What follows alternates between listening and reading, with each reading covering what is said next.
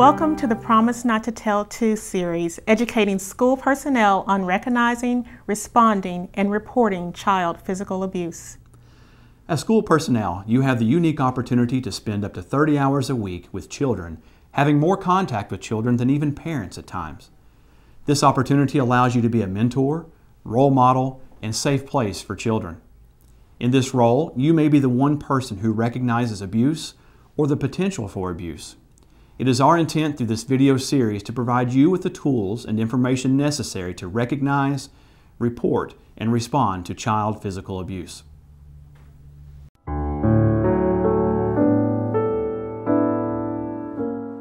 Physical abuse happens with greater frequency and is really one of the more common forms of referrals for investigation.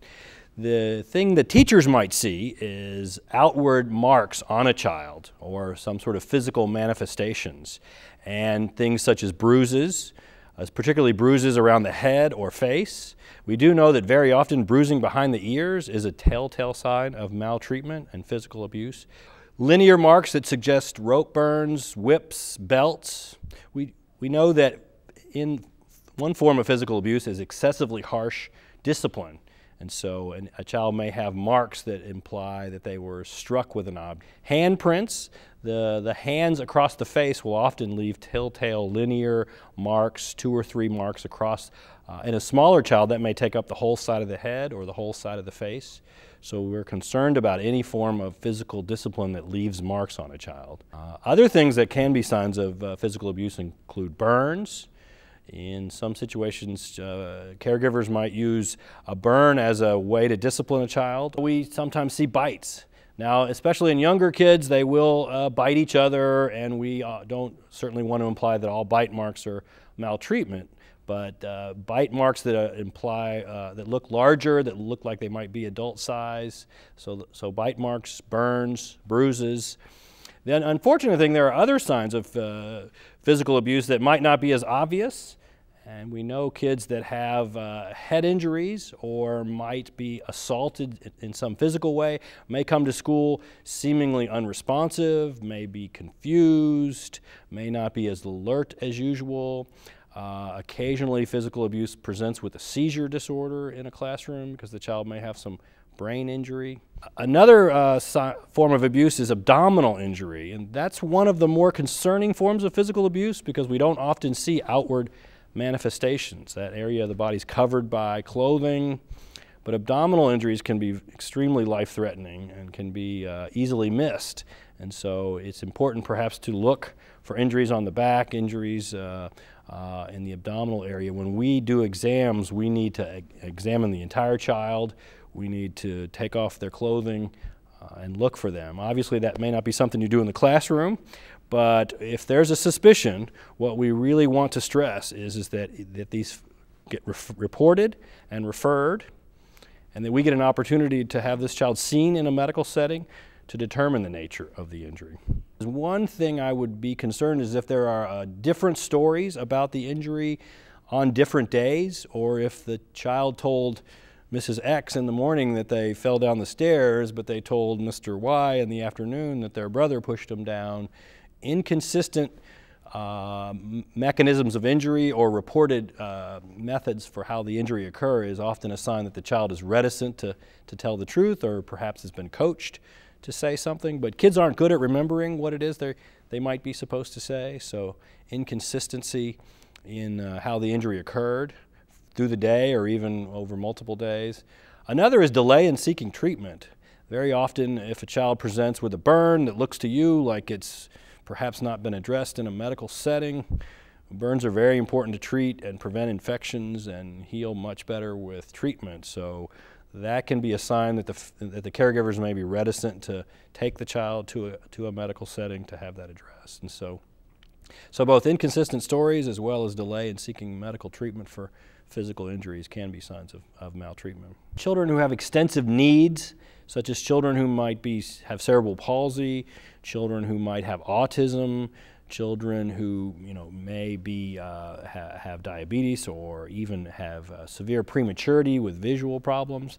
The literature would tell us that children with special needs are at increased risk of both neglect as well as physical abuse. And it relates to that issue of caregiver stress. And those kinds of children often demand a lot from their caregivers. They can be very exhausting to care for. They can require around-the-clock care. And sometimes our system isn't good at supporting these families, and we don't often provide them with the respite that they might need to take a break. And so exhausted caregivers combined with children with intense need does increase the risk of physical abuse. Some of the behavioral indicators in the classroom that we see at our school are kids that often come in tardy or are absent, and the parents don't have an explanation for that absence or tardy. Oftentimes we will see kids come in with long sleeve shirts or high collared shirts when it's really warm outside, and that's usually a red flag or a sign. Some of the things that aren't quite so obvious are the behavioral indicators, and those can be actually on a very wide and diverse spectrum. Some kids will withdraw and avoid interaction and contact, and some kids will act out. And what we typically see is that it often follows gender lines. Child physical abuse can have a significant impact on learning and behavior at school, and I think teachers just need to be aware that those can look very different. If children are being harmed at home or at risk of being harmed at home, oftentimes their attention and their concentration is going to be affected. So they may look like they're inattentive, they may look a little non-compliant, or they may act out some of the behaviors that they're experiencing or seeing at home too. So they may be aggressive in the classroom, they may be non-compliant, not following instructions.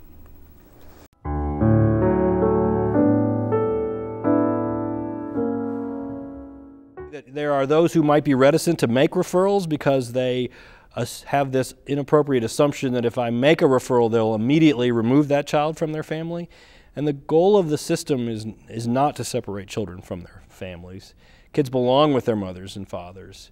And so the initial interventions would be to determine what happened, why did it happen, and what can we do to ensure that this child is safe and raised in an environment with at least acceptable and minimal nurturance and concern. And so very few out of referrals, 8 out of 10 are not removed, so the majority. And I like to think of a referral to CPS as an opportunity to assist a family. And so school personnel have the option to call law enforcement, social services, or the county attorney's office if they suspect that a child is being physically abused.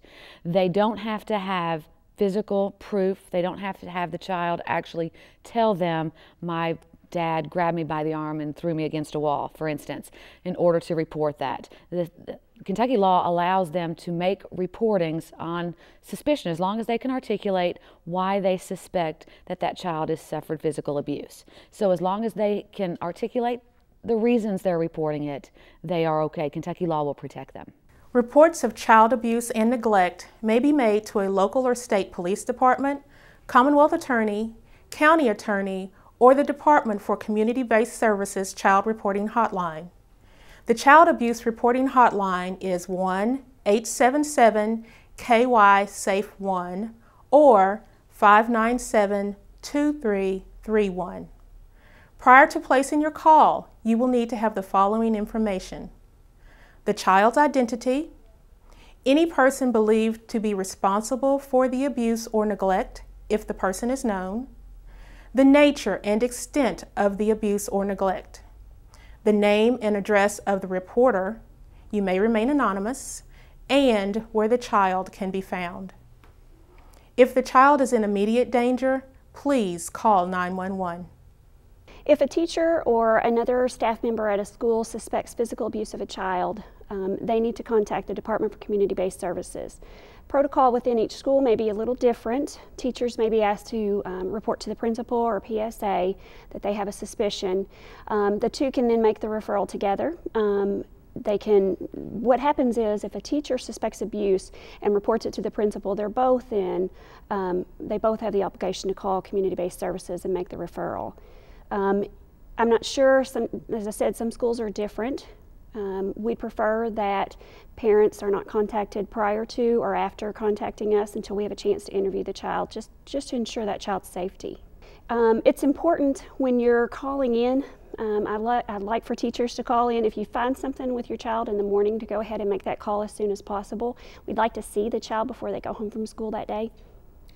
The teacher should be prepared when calling in a report to DCBS to give what the child said. It's important to document rather than paraphrase what the child said. For instance, you know, I've had teachers who've called and said, well, this child reported that he was spanked with a belt, and when I go out there, it turns out that that's not exactly right. The child was spanked maybe, but, you know, so it's very important to be accurate when you give a referral. If a teacher makes a referral, or a librarian or any other school personnel make a referral, I would appreciate, and I'm sure my coworkers would appreciate, if that teacher would leave her name and number.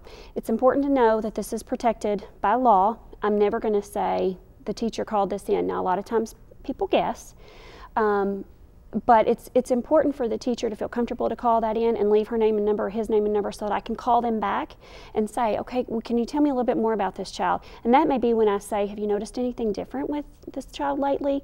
Just kind of get some more information about what's gone on in the child's history too. So I would appreciate interviewing the teacher. The other thing that I would highly suggest is that you document yourself for your own purposes. Document who you talked to in the school. You know, if you went to the principal, if you went to the PSA, who you talked to in the school, and then document the time and date of your call to social services and who you talked to there. Just because an initial report has been made by the school suspecting physical abuse of a child doesn't mean that they should not report future incidents that they may suspect. We might not have been able to prove that first report, but each time, if that child shows up every third week with a black eye, that second time they show up to school with a black eye and have no reasonable explanation for how that injury happened, or common sense indicates to that school person that something's not right with this, they need to pick that phone up and call again. When someone calls in a referral and they're frustrated, maybe they've called in several referrals about a child and they feel like nothing's being done, I would encourage them to call and just say that, you know, I've called in several referrals. Is there somebody there I can talk to? I've just got a lot of concerns about this child. Everybody in Central Intake is a clinician level social worker with a cabinet. If you don't get satisfaction there, you know, you can call, ask to speak to the supervisor in centralized intake. Just keep going until you're satisfied. I had a teacher just last week call me, and I could feel in her voice just how passionate she was about this child and how really worried she was about this child. So she told me, I'm not hanging up the phone until I talk to a supervisor, and I don't care who it is. And that's fine. I found her a supervisor, because we need to all be in this together, every single one of us on the same team. Everybody, including teachers, when they have reasonable cause to believe that a child is dependent, neglected, or abused, that they make a report to local law enforcement, Kentucky State Police, the cabinet, county attorney, or the Commonwealth attorney. And they're not relieved of that responsibility by merely reporting it to their supervisor. The supervisor has the same responsibility once that report is made to them. They've got the same people that they need to notify. There's a reported case in Kentucky, Allen versus Commonwealth, where that's what happened. A teacher and a counselor receive information that a child is being abused. They report that pursuant to the school policy to the principal, and later they wind up being charged with the crime of failure to report because they didn't report it as required by the statute. So the Supreme Court ruled that even though that was the policy within the school system at the time, and they complied with that policy, that they didn't comply with the statute. So they still faced the penalties that are in place within that statute. For the first offense of failure to report, it's a Class B misdemeanor, which is punishable by a fine and up to 90 days in the county jail. If a teacher is concerned about reports, I think the best thing we can educate teachers on is that you don't have to be concerned about going to court and point to somebody and say, he did this to a child, because you don't know who did it. That's up to the Commonwealth, and they're not going to call you in to do that. It's going to be other proof that convicts a person who actually saw it, a person who gave a statement who did it, and gave a statement of other excuses and whatever they may do to try to get out of it. In child abuse cases, teachers who actually file the initial report, in my opinion, are very seldom used as far as testifying in court.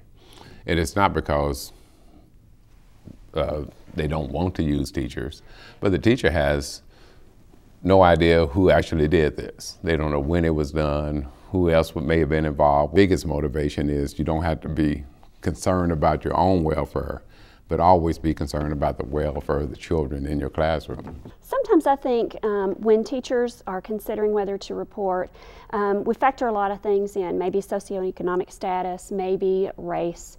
Maybe they just can't imagine that somebody they've known throughout the years, this child's parent, is capable or able of hurting their child. You know, sadly, physical abuse of children cuts across all socioeconomic levels. It cuts across all races, genders, religious preferences. Again, if you have a suspicion that a child is being hurt, you may be the one person who sees this child 30 hours a week. You could be the one person who calls in and makes such a big difference in this child. One case in particular that I oversaw or tried, you know, I think that probably abuse had been going on for a few months since the daughter had been with her father, and I think she may have been with him for about a couple of years, and eventually she was dead. And I just wonder if somebody should have seen something, if somebody should have questioned that. I don't know. I wasn't there. But it just makes you wonder if that could have been prevented, if somebody was alert and saw that this child, something is not exactly right and we need to try to get some help. So just always be aware. And it's important to remember child abuse crosses all economic, racial, ethnic, and religious boundaries. It is a myth that child abuse occurs only among poor families or is more likely to occur in any particular ethnic group. Child abuse knows no boundaries.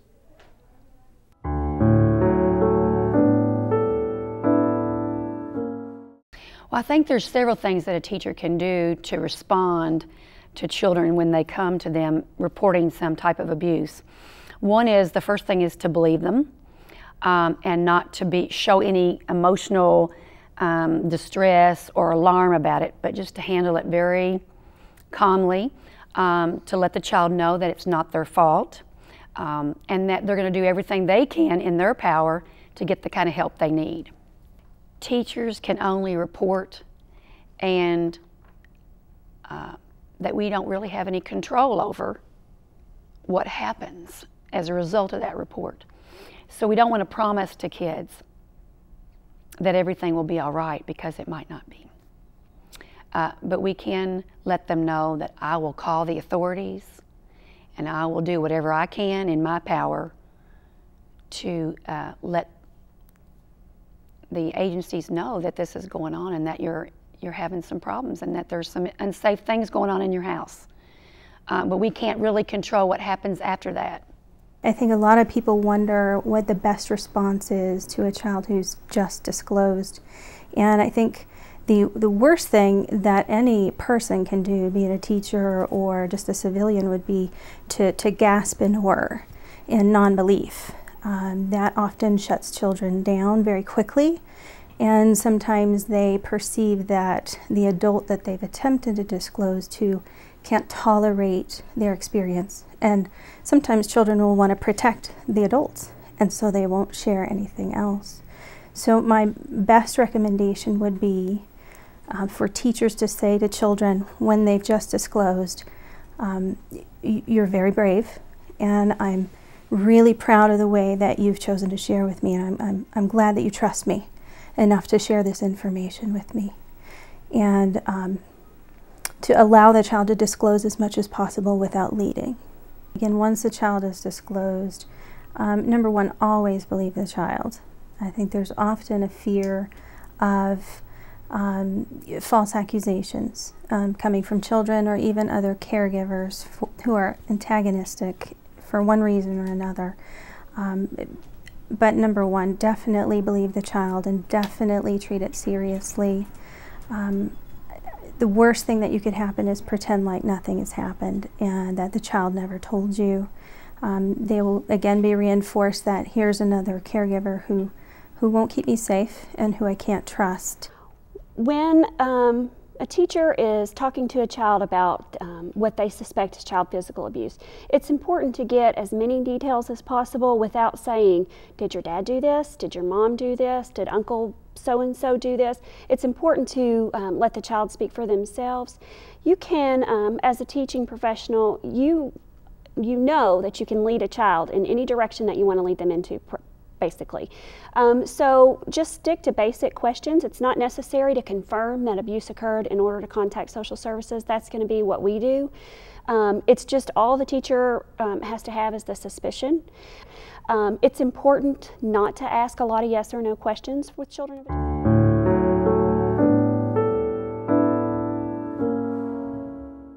Law enforcement receives a copy of every single referral that comes in to the cabinet. It's automatically generated and sent to them.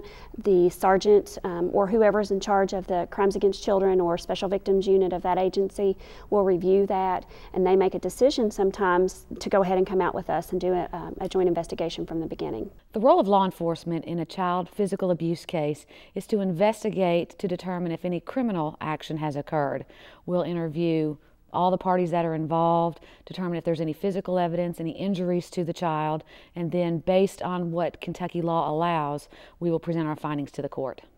Well, once the report has been made, depending on what the report entails, if the child revealed information, if there's an obvious physical injury, several things could occur. They might see the law enforcement arrive and remove the child from school, especially if immediate medical care is needed. We may come to school and interview the child in the school setting, in a private room there at the school. They may not see anything. Our job is to conduct an investigation, law enforcement, and we work hand in hand with social services in a number of these cases.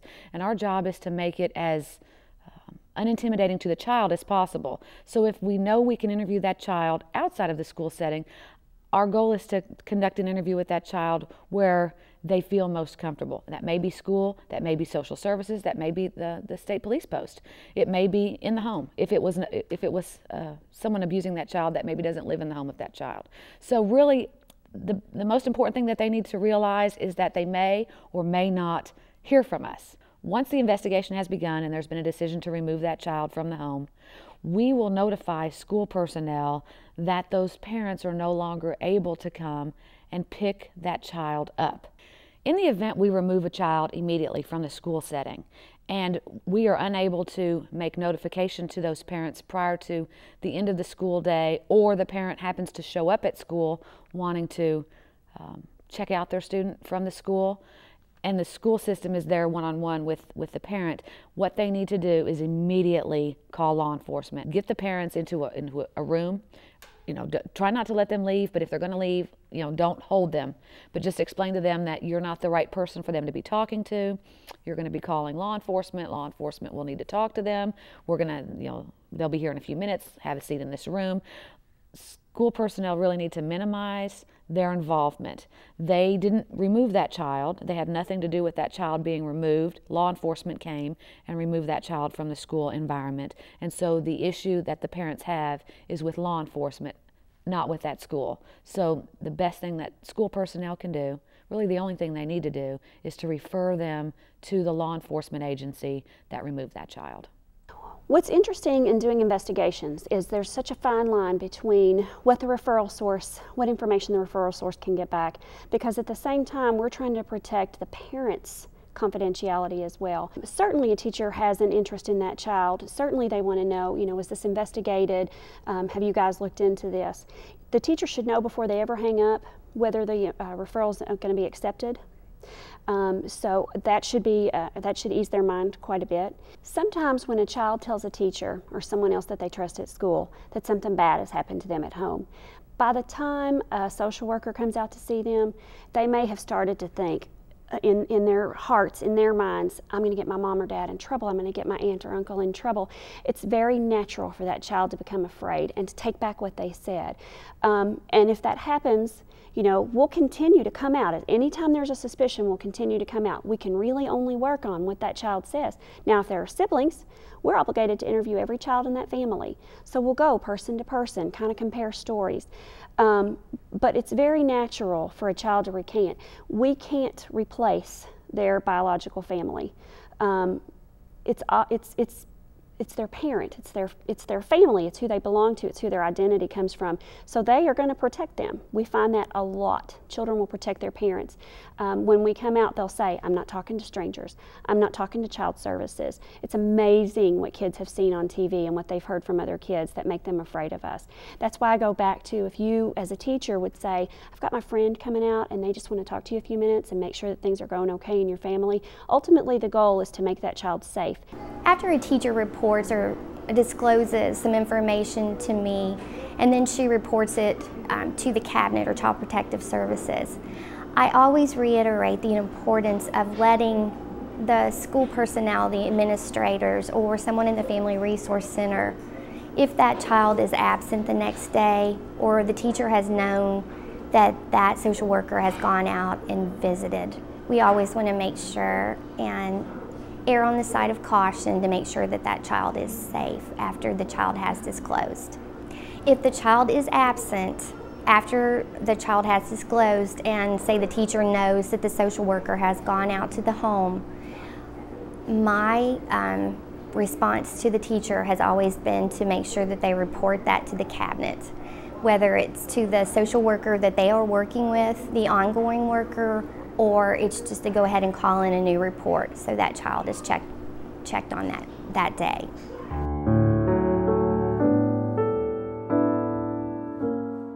There's a lot of ways that kids lose ground whenever we feel that they are being abused.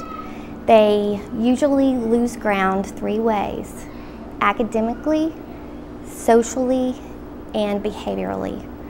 Academically, poor concentration. Socially, they can't make friends. It's really tough for them.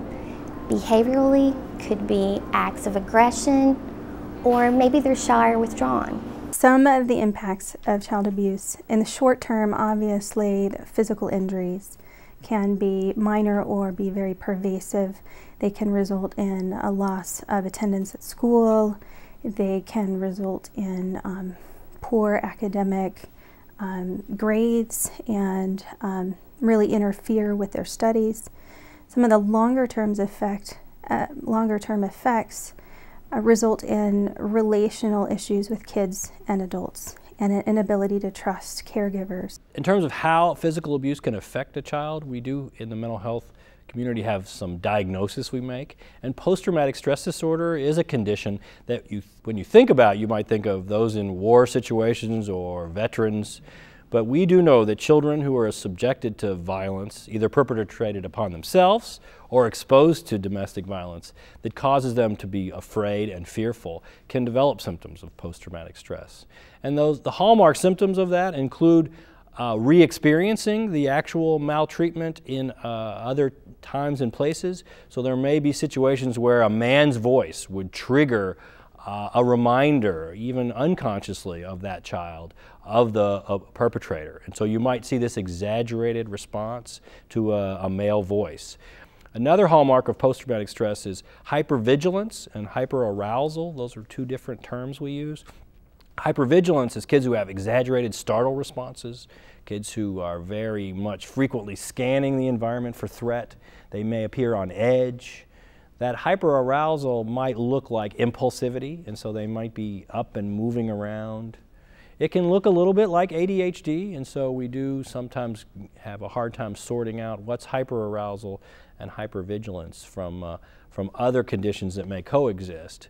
But it is important to recognize that trauma triggers can cause these children to look very regressed. And in its worst forms, kids will dissociate. And what dissociate means is that as a method of coping with severe trauma, sometimes kids develop a way in their own mind to go away. They go away in their mind somewhere else, and they're not physically present, emotionally or mentally present during the actual maltreatment. And so they have this blank stare. Some of the things that some of our teachers have done in the past is whenever a child is exposed to any kind of abuse, we try to set up some kind of feelings barometer for them to have maybe on the desk, something that's not going to stand out to the other students, but they can kind of alert the teachers and say, you know, I'm feeling really sad today, or I'm feeling really bad, thinking a lot about what's happened with the abuse. What's very important in a classroom setting is that we not say, oh, this is a very damaged, very injured child, and so we should let them do whatever they want, and oh, isn't that sad, and let's put them over here and not have any expectations of them. Because children, when people don't expect anything from them, they get worried. Well, maybe I'm not okay. Mrs. Smith used to make me do my homework. All of a sudden, she doesn't care whether I turn in my homework. Now, some kids might say, woohoo, but unconsciously or consciously, kids who are suddenly treated as fragile and somehow there are no limits set, or we get ourselves in a situation where we're afraid to set a limit because of the reaction, that can create anxiety in a child because they realize, hey, I'm being treated differently than everyone. So schools really need a plan to deal with these kids. They need to, at some level, at least understand that they're in treatment. As you well know, teachers may be asking, therapists may be asking for feedback about their behavior. They might require a specialized behavioral plan. But we do need to very quickly try to normalize their existence. People don't realize that you can be a very important figure in their life. You might be the one person who doesn't yell, who doesn't react angrily when they misbehave. And so this is how we help kids get better, is that they need to learn that all adults don't hurt people, and that they're...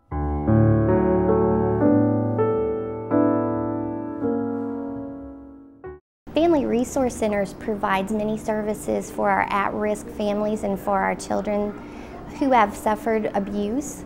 One of the things that we do is we do a lot of prevention programs for our families, and that's just talking about effective discipline, appropriate discipline, effective communication, parenting programs for our dads. We're doing a fatherhood series right now, and dads are actually coming into our school and learning how they were disciplined and how they can better discipline their children by using appropriate discipline. Other things that we do is we work with area agencies on making sure that we bring the information about shaken baby syndrome at a community baby shower. We talk about developmental stages for the kids so parents understand. We provide classes for stress for our parents. We teach them how not to be stressed, but how to understand the triggers of stress, and then how they can diffuse or de-escalate the stress in their life so that their kids can better understand and they can model the best way of dealing with stress. There are a lot of resources in place for both children and parents experiencing child physical abuse. Within the school system, the Family Resource Center is fantastic. The school guidance counselor can be a wonderful resource. In the community, our community mental health centers are set up to receive clients and provide services for kids who have experienced physical child abuse, and also for their parents as well, to get treatment that they need to better and more safely parent their children. Imagine a world without child abuse. There are things all of us can do in our work to prevent abuse and neglect from ever occurring. The best way to prevent child abuse and neglect is to build protective factors in families. These factors include parental resilience, or helping parents learn how to cope with stress and problem solve. Increasing supports for parents, encouraging friends, family, neighbors, faith-based communities, and more to offer parenting support and assistance to families. Ensuring families have basic needs. Improve parenting skills and knowledge of child development. And ensuring our children and youth learn the ability to interact positively with others, self-regulate their behavior, and understand ways to communicate their feelings. Keeping these protective factors in mind, here are examples of how you can involve your school and community. Start parent education or support groups aimed at building protective factors in families. Educate parents and caregivers. Send home flyers regarding discipline, child development, and resources available to families within your community. Create awareness by hosting a Child Abuse Prevention Month campaign during April or any time of the year. Get involved in the Pinwheels for Prevention campaign. Improve collaborations within your community. Get the PTA or PTO and other community organizations involved in your prevention efforts. See what your Family Resource Center is doing. Stay connected, volunteer, and help promote programs aimed at supporting families. Get to know your students. Pay attention. You may be the only person that child feels they can trust or talk to. At the end of the day, law enforcement and social services and the school all have different roles and different functions, but we are all very important to ensure that that child comes through the injury, the traumatic experience, in the best manner possible. The most important thing I want to get across to teachers is if you are suspicious at all, or any school personnel, if you're suspicious at all that a child has been abused, don't worry about whether it meets criteria. Go ahead and call that in. Let someone who's more familiar with the law and with the acceptance criteria take that. I would much rather have 100 phone calls a day into central intake than to miss one child being physically abused. I can't say that enough. Report. If you suspect, report. You don't have to investigate, and frankly, I don't want you to. I don't want you to be questioning that child. I don't want you to be building a case to think, okay, it's the 4th time he's come in with a black eye. Report the first time you see that suspicious injury, and maybe you can prevent the 2nd, 3rd, and 4th time. I would encourage people to report because you may be the only one, the only advocate in that child's life who can protect them and keep them from future harm. Let you as educators continue to have your relationship with them, because you could be one of the more stable, consistent figures in their lives. For more information on recognizing, reporting, and responding to child abuse and neglect, or for more about how you can prevent child abuse and neglect, please visit the Prevent Child Abuse Kentucky website at www.pcaky.org.